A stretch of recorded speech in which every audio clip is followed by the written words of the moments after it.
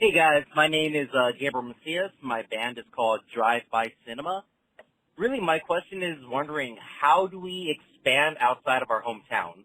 We have a really good reception where we're located right now, and we're just really trying to make sure we don't get stuck as hometown heroes. We want to branch out to new cities and everything. Our current recordings are not of the best quality. We do have a new single and two new singles coming out actually that are going to be really high quality, but I'm just wondering how do we expand that in the meantime so they don't fall upon deaf ears? Thank you guys. Love the podcast and hope to hear back from you.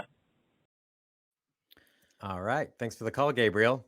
That's a good question. My first take on that is if your recordings, even if it's just one song, is your primary calling card to get the attention of other out of town artists or concert promoters or whoever, you might have to, and you probably should wait until that at least first of those two singles is out, of the songs you're proud of that you can point to.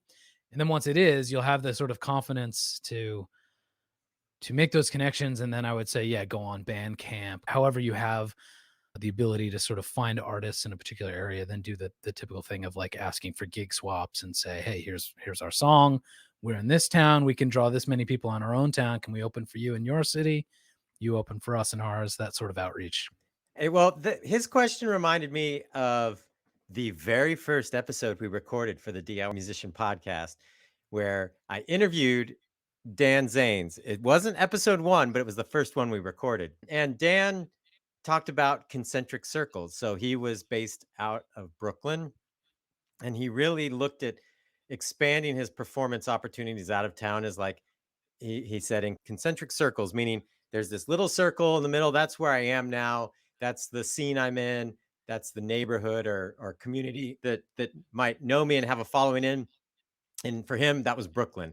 Well, how do I get to expand that to all of New York City? So when I play someplace in Manhattan, I get the same kind of response. Then how do I expand that beyond New York City into New York State and so forth? So he really had a strategy around that. And I think for artists, that's a good thing to think about, because oftentimes we're thinking about, well, how do I got a gig here locally whenever I want, but how do I get the whole world? It's like, well, Yeah.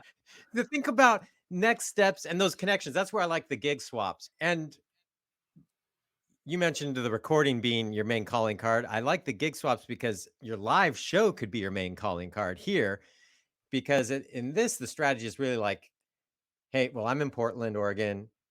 This was common to try and get up to Seattle. Like, let's find a band in Seattle that has a good following, that has people coming out to their shows.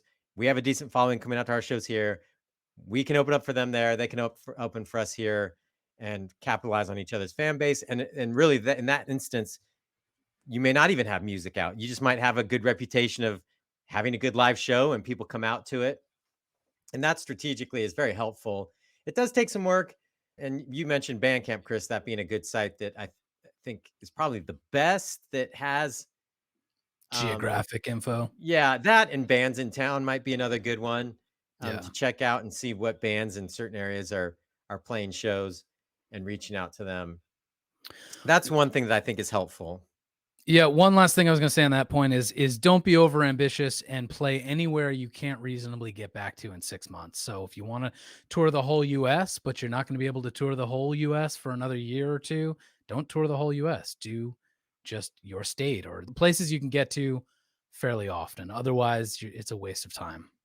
And I think that was part of Dan Zane's concentric circles strategy, is that these are places I'm trying to expand out, like you're saying, things that I can then get in rotation on a regular basis. Because, if you're in New York and go, hey, I got some random gig in LA at a club I've never played at, don't know if I have an audience, not going to be back for a while. It's like that. It might be fun to play, but it's not necessarily career building if you're really Yeah. wanting the live performance to be something that is integral to building your career. So thinking about that way is helpful.